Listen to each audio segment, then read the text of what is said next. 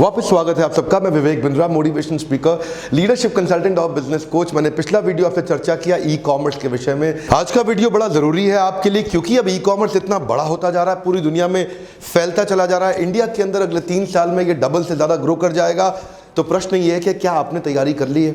मेरा प्रश्न ये है, जो भी आप बनाते हैं, आपका साथी, आपका दोस्त, आपके परिवार, आपके माता पिता, जो भी आप बिजनेस करते हैं, ये करेंगे, क्या आप प्रिपेयर्ड हैं ई कॉमर्स पे अपने आप को ले जाने के लिए? अगर आप नहीं हैं तो इन 10 टिप्स का ध्यान दीजिए। मैं आप कुछ 10 बातें बताऊंगा आपको क्विकली, जिनको आपको ध्यान में रखना चाहिए ई कॉमर्स बिजनेस शुरू करने से पहले। पहला मेरा पॉइंट, की strengths of the market place. जो भी मार्केट प्लेस आप सिलेक्ट करने जा रहे हैं, अगर आप प्रोडक्ट बनाते हैं, आप चाहते हैं कस्टमर तक पहुंचे, तो जिस मार्केट प्लेस से आप बेचेंगे वो मार्केट प्लेस पॉपुलर कौन सी है? अमेजॉन है, फ्लिपकार्ट है, ईबे है, रियल एस्टेट के लिए अलग है। मैं अब उदाहरण दूंगा आपको सारे के सारे। हर तरह के प्रोडक्ट के लिए कुछ ना कुछ रिकमेंडेड मार्केट प्लेस होती ही है। जैसे हॉस्पिटैलिटी के लिए OYO rooms, Yatra, make my trip, Goibibo या ट्रिप एडवाइजर। हैंडीक्राफ्ट के लिए क्राफ्ट्सविला, एएफडे, it's handmade, saffron art, the India craft house. Foods के लिए food panda, Swiggy, Zomato, food cloud या इनर शेफ। ट्रांसपोर्टेशन के लिए पॉपुलर है redbus.com, ease my trip, ITDC travel, make my trip, Yatra. Property के लिए 99acres.com, मैजिक ब्रिक्स, रेंटमंत्रा.com, गुमट्री.com, फ्लैटमेट्स। अपैरल के लिए Jabong, Myntra, lime road, ShopClues या कूव्स। इलेक्ट्रॉनिक के लिए अमेजॉन, होम शॉप 18, क्रोमा, नापतोल या इंडिया मार्ट। पहले समझ लीजिए जिसके थ्रू आप अपना माल बेचेंगे, जिस मार्केट प्लेस में, उसकी रीच कितनी ज़्यादा है, कितना दूर तक फैला हुआ है वो मार्केट प्लेस। अमेजॉन जैसे बहुत दूर तक फैला है, उसकी रीच बहुत ज़्यादा है, बहुत अच्छी है। उसमें उसकी गुडविल कितनी अच्छी है, जैसे अमेजॉन की गुडविल बहुत अच्छी है। ईबे बहुत पुराना है लेकिन उसकी ट्रांजैक्शन स्लो होती है।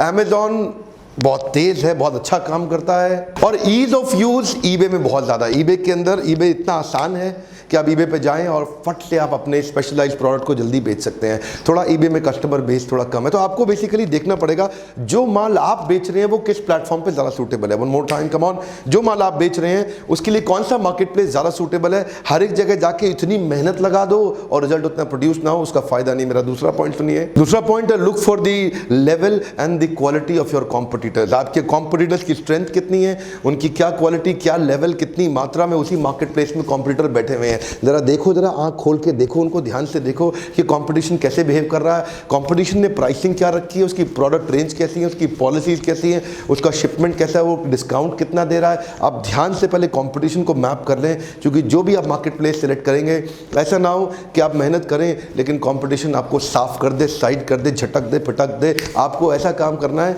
कि आपकी पोजिशनिंग और स्ट्रैटेजिक पोजिशनिंग इतनी ध्यान से हो कि आप जाते ही कंपटीशन के मार्केट में सेंध मार दें। कहने को अमेजॉन बहुत पॉपुलर है, उसके पास में सबसे बड़ा मार्केट बेस है, लेकिन नेचुरली कंपटीशन भी बहुत है। लेकिन आपके प्रोडक्ट में किधर ज़्यादा कस्टमर और कम कंपटीशन, उसका ध्यान रखना आपके लिए जरूरी है। तीसरा पॉइंट है, presentation and catalogue catches the eye ball attention. क्या मतलब है इसका?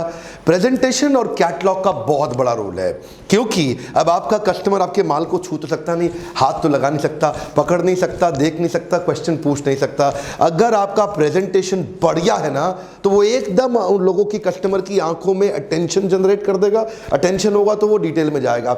जैसे ही प्रेजेंटेशन के बाद डिटेल में जाएगा, कैटलॉग को एक्सीलेंट रखिए, उसकी कलर डिजाइंस, उसकी फोटोग्राफ्स कितनी अच्छी हैं, कितना पावरफुली विजुअली प्रेजेंटेड है, और साथ में उसमें प्राइसिंग और डिटेल की सारी ऑप्शन। कैटलॉग में इतना इंफॉर्मेशन दे दो, इतना इंफॉर्मेशन दे दो कि कस्टमर एंगेज हो जाए, आपके साथ इन्वॉल्व हो जाए। एक बार कस्टमर घुस गया अंदर, एंगेज इन्वॉल्व हो गया, चांसेस है आपका माल लेके ही बाहर निकलेगा। इसके अंदर ईबे बहुत अच्छा है, कस्टमाइजेबल प्रोडक्ट ऑप्शंस भी क्रिएट करके देता है। You can give different ways of product information to your customer. पूरी रेंज आ जाएगी जनरल डिस्क्रिप्शन की, जिसमें आपका ब्रांड, आपका नेम, आपका कलर, आपका टाइप, मटेरियल, साइज, स्टाइल और यूपीसी कोड और आईएसबीएन नंबर भी रहता है। तो आपको ढूंढना है कि आप कैसे इतनी डिटेल और एग्जैक्ट मोस्ट नीडेड डिटेल दें, कस्टमर आपके पास आ जाए। अगला पॉइंट है merchant support service. Merchant support service का मतलब है वो मार्केट प्लेस जहां पे आप माल बेच रहे हैं। कहीं छोटे प्लेयर भी हैं, कहीं बड़े प्लेयर भी हैं, कहीं नीश प्लेयर भी हैं, कहीं एक्सपर्ट प्लेयर भी हैं। अब आप जिसके पास भी जा रहे हैं ना, क्या वो आपको मर्चेंट सपोर्ट सर्विस दे रहा है? क्या मतलब हुआ? मतलब आपको कोई सपोर्ट चाहिए होते हैं, आपको चाहिए उनसे इंटरैक्ट करना है, कितना तेज़ वो आपके साथ इंटरैक्ट करते हैं, आपकी डिस्काउंटिंग, आपकी पॉलिसी, क्या वो आपके प्रोडक्ट को समझते हैं, क्या वो आपके प्रोडक्ट को ठीक से डिस्प्ले करते हैं, क्या आपके प्रोडक्ट के साथ में डिस्प्ले करने में आपकी पूरी मदद करते हैं। और अगर मेरा कस्टमर उस मार्केट प्लेस के पे जो प्रोडक्ट शोकेस्ड है उस प्लेटफॉर्म पे आकर के अगर मेरा कस्टमर उनसे कुछ पूछता है, इंटरेक्ट करना चाहता है, तो क्या वो मार्केट प्लेस मेरे कस्टमर को जल्दी से रिस्पॉन्ड कर रहा है कि नहीं कर रहा?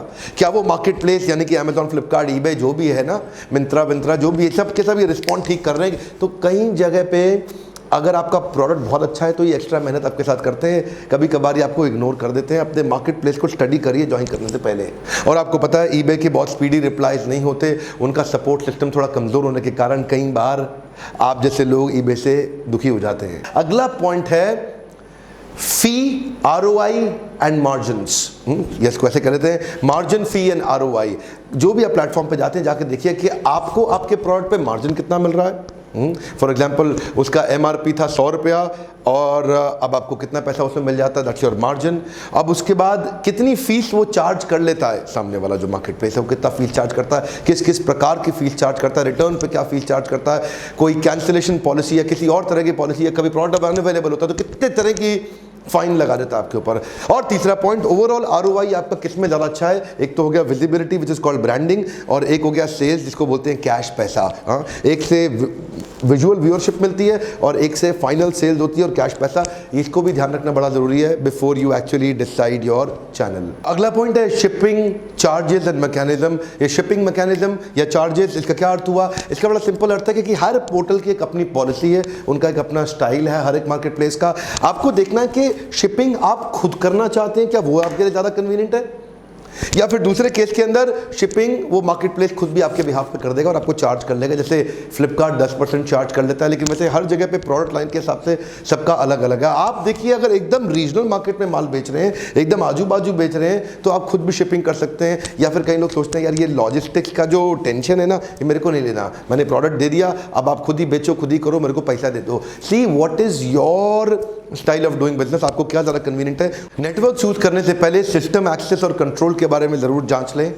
आपका जो मार्केट प्लेस है क्या वो आपको एक्सेस कंट्रोल दे रहा है कि नहीं दे रहा, क्योंकि कई मार्केट प्लेसेस हैं वो आपको ठीक से एक्सेस कंट्रोल नहीं देंगे, आपको अपने ज़्यादा प्रोडक्ट शोकेस भी नहीं करने देंगे। आपको मान लो आपके पास 100 आइटम हैं, अब वो आपको बोलेगा कि आप 10 ही दिखा सकते हो, बाकी 90 नहीं दिखा सकते, लेकिन आप बाकी 90 भी दिखाना चाहते हो, दिक्कत आती है। तो पता करिए कि इस केस के अंदर कौन सी मार्केट प्लेस आपके लिए सूटेबल है। उदाहरण के लिए maximum minimum number of listing पे वो कंट्रोल कर देते हैं। Restriction on selling in specific region, कई बारी वो कुछ खास जगह पे आपको बेचने के लिए मना कर देते हैं। या access provided to customer data, जिसका मतलब है कि आपको कस्टमर का डेटा वो कभी नहीं देंगे, कस्टमर का डेटा अपने पास ही कंट्रोल करके रखेंगे। फॉर एग्जाम्पल अमेजॉन अपने बायर का ईमेल एड्रेस आपको कभी नहीं देगा। अमेजॉन क्या कहता है, ये आपका कस्टमर नहीं है, ये मेरा कस्टमर है, आपने तो अपना माल बेचा है लेकिन ये मेरी मार्केट प्लेस का कस्टमर। तो अमेजॉन अपना ईमेल एड्रेस नहीं शेयर करता। पेमेंट मैकेनिज्म जरूर ध्यान रखिएगा, क्योंकि बिजनेस कर रहे हैं आप, और अगर टाइमली पैसा ही नहीं आया, आपका वर्किंग कैपिटल सारा हाथ से निकल गया, माल भी बिक गया, पैसा भी नहीं आया, टाइम ज़्यादा लग गया, अगला माल खरीदने के लिए पैसा आपके पास होगा ही नहीं। सब्जी वाला जब सब्जी बेचता है ना ठेले पे, आप लोग देखते हो, तो वो शाम तक सारी सब्जी बेच के ख़त्म करके ही उठता है। क्यों? उसको कैश चाहिए अगले दिन के धंधे के लिए। अगर कुछ बिजनेस मार्केट प्लेस ऐसी हैं जो आपको कैश काट के देती हैं, ज़्यादा काटती हैं, टाइम भी नहीं देती, बहुत लेट देती हैं, तो उसमें दिक्कत है, उसको कंसिडरेशन में ले लीजिए। उदाहरण के रूप में जब with holding of the payment होता है तो अमेजॉन कई बार 14 दिन से 90 दिन तक लगा देता है एक स्मॉल सेलर को पैसा वापस करने में। शॉप क्लूज 30 से 90 दिन लगाता है, फ्लिपकार्ट 45 से 120 दिन तक लगा देता है। नौवां पॉइंट, रिटर्न्स एंड रिफंड्स। ये बड़ा इंपॉर्टेंट है। कई बार आपका मार्जिन ही बड़ा कम है और रिटर्न रिफंड के अंदर आपका पूरा धंधा वैसे ही खराब हो जाता है। क्या होता है, कई बार फेक ऑर्डर्स आ जाते हैं, किसी ने मजे लेने के लिए ऑर्डर कर दिया, उसको खरीदना ही नहीं था, या वो था ही नहीं, या वो आपको कॉम्पिटिशन था, वो आपको तंग करना चाहता था। दूसरे केस के अंदर कई बार डिफेक्टेड प्रोडक्ट चला जाता है, वहां पे रिटर्न रिफंड की क्या पॉलिसी है। तीसरे केस के अंदर कई गुड्स रिटर्न हो जाते हैं, या फिर कभी कभार चेंज करना पड़ता है, या वो नई चॉइस मांग लेता है। तो ये जितनी बारी वापस आएगा रिवर्स लॉजिस्टिक्स होगा, कॉस्ट तो बढ़ेगी।